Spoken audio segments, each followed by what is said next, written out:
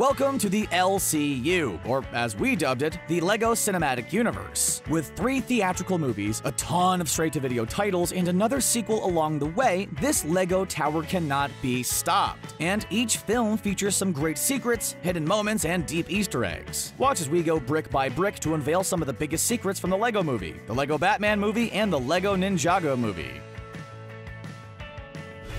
We all felt the minifigure love when Emmett and Wyldstyles finally held hands at the end of the LEGO Movie, but we also couldn't help but feel a little bad for the seemingly forever lonely Batman. Batman and Wyldstyles started the film together, but why didn't Batman get a new mate by the end of the film? Well, in earlier drafts of the movie, he was actually supposed to. In a hookup that would have made Catwoman extremely jealous, Unikitty and Batman were almost a couple by the end of the film. The mashup would have definitely been one of Batman's most interesting love interests in cinematic history. Unfortunately, the power couple probably took the spotlight away from Emmett and Wyldstyles' love story a little too much.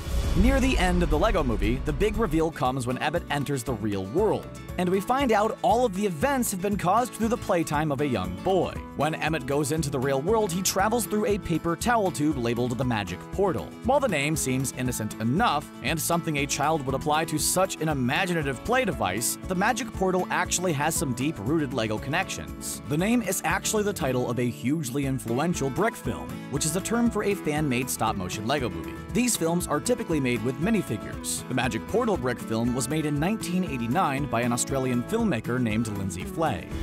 Chris Pratt voices Emmett in the LEGO Movie and its sequel, but the whole franchise has led to plenty of spin-offs and extra content. There are LEGO Movie video games, airplane flight safety videos, commercials, and plenty of other content. Instead of paying Chris Pratt the big bucks for these small roles, they rely on a voiceover artist who has the uncanny ability to mimic Chris Pratt. AJ Locascio has voiced the character of Emmett in the LEGO Movie 4D, a new adventure theme park ride, multiple video games, and instructional videos. On top of that, Locascio has also taken on the voices for one of Pratt's other iconic roles, Owen Grady from the Jurassic World franchise. He subbed in for Pratt for LEGO Jurassic World: The Indominus Escape and multiple LEGO video games including Jurassic World Evolution. Speaking of voices, no one's voice may be more iconic than Morgan Freeman. While Freeman has used his beautiful tones to narrate plenty of documentaries, commercials, and TV shows, the LEGO Movie was actually his first animated feature. So, special. What do we do? The actor was shocked to learn he would be recording his lines alone and not with other cast members. In the frantic world of animation, the writers threw a bunch of new lines at him, and clearly, Freeman had to settle down a little bit. At one point, he was recorded saying, we got to write all that down, because I'm not gonna remember any of it, but here we go. And the directors loved the line so much they actually used it in the movie for the character Vitruvius. The journey of Emmett may have a lot of comparisons to films like Harry Potter and Lord of the Rings, but one of the main films the plot seems to emulate is The Matrix. Just like Neo, Emmett is picked as the chosen one by a wise man. Wyldstyles, much like Trinity, thought they were previously the chosen ones, and they fall in love with someone who seems to have less ability than they do. Both Neo and Emmett go on journeys discovering how they may not be the one exactly, but they can still be heroes and help save everyone. There are a ton of small details as well. Both Neo and Emmett must fight off large groups of police officers, and a number of climactic scenes take place in a giant skyscraper. Looks like the LEGO Movie took the red pill. The classic MacGuffin. The term is used in movies to represent a prop or plot device to just move the story forward without having a real meaning. Think of the briefcase in Pulp Fiction or the Lost Trident in Aquaman. The LEGO Batman movie also features a MacGuffin, and the film is not afraid to hide its intentions.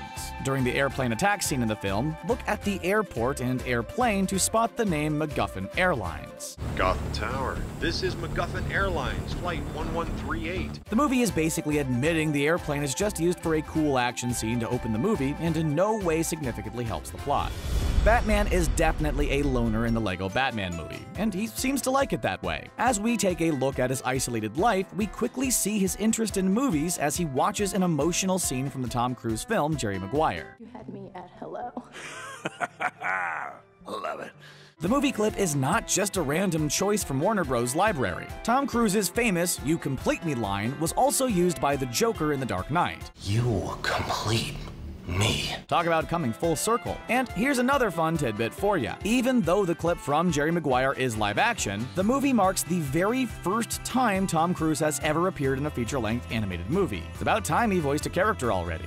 If there was a Batman movie, TV show, or obscure comic book villain, then you can be sure it was featured in the Lego Batman movie. One of the main Batman references scattered throughout the movie was the 1960s Batman TV series and movie starring Adam West. The Lego Batman movie features visual references to the classic Batman costume. The Batcave includes a classic canister of shark repellent, and one of the best homages can be found on Robin. When Robin wears his civilian clothes, a red sweater with a white-collared undershirt, it's the same design and style Robin wears in the classic show. Who wears it better, Burt Ward or the minifigure? The Lego Ninjago movie was a great follow-up to the TV show, and was a nice alternative to the pop culture-loaded films before it. While the film may have been unexpected, the teasers for the movie began all the way during moments within the Lego movie. In the Lego movie, we see a quick cutaway to Lego Ninjago characters, and once the Blu-ray was released, there was a whole special feature dedicated to Lloyd in various ways he could have fit into the Lego movie. And even further hype for the Ninjago spin-off were featured in the Lego Batman movie, in the form of some digital billboards promoting the future project.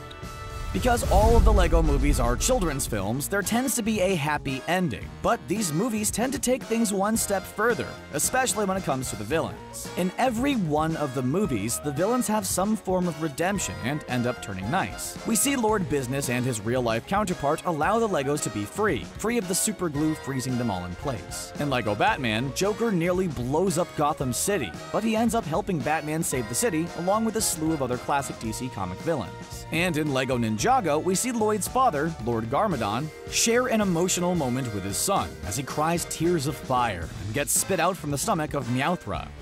Each Lego movie found some unique ways of using real pieces to create elements seen in the film. For example, any scene featuring bubbles in the water were actually ice cream scoop pieces. Even better was the way real-life objects were used in the movie. When it came to designing Lord Business, there were a lot of fun elements placed in his design. One of the things you may have missed is the large cape Lord Business wears in the film. The cape itself is actually a human necktie, placed backwards on the minifigure to make it look like a massive cape. The necktie itself must be a child size, considering the length, and likely came from the personal closet of Finn, the young boy who plays with all the Legos.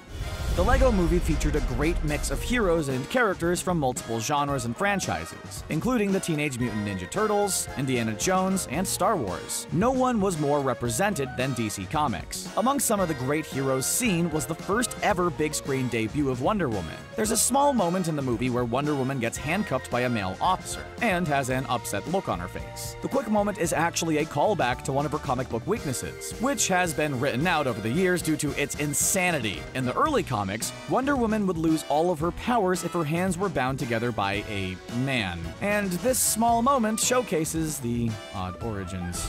As Emmett and his crew invade Octon Tower, we see a lot of workers on the computers, supposedly doing tasks to ensure the office is running smoothly. Well, upon a closer look at their monitors, it's pretty easy to tell everyone in the office is actually just playing solitaire. Not only is this a nice shout out to our own procrastination habits, but it's also a great nod to the TV show The Office. On the show, many of the characters are often seen with solitaire on their monitors, but none more than Meredith and Creed. No matter what world we live in, there's nothing like a quick game of cards to help pass the time.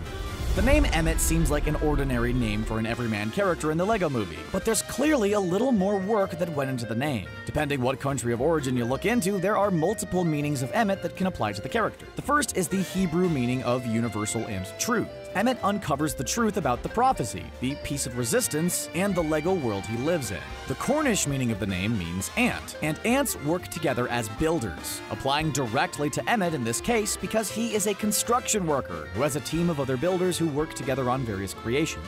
Clearly, the filmmakers went out of their way to select a name with special meaning.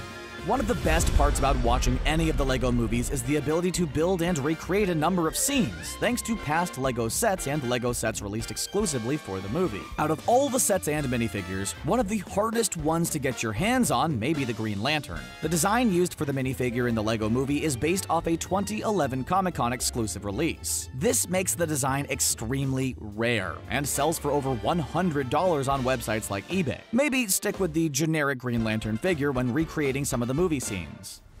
And now you are one step closer to being a true LEGO brick master thanks to these LEGO Movie secrets. Once the sequel's out, we're sure there will be more secrets to unveil. Until then, try not to step on too many LEGO bricks. Leave a comment below and subscribe to Screen Rant for more awesome content.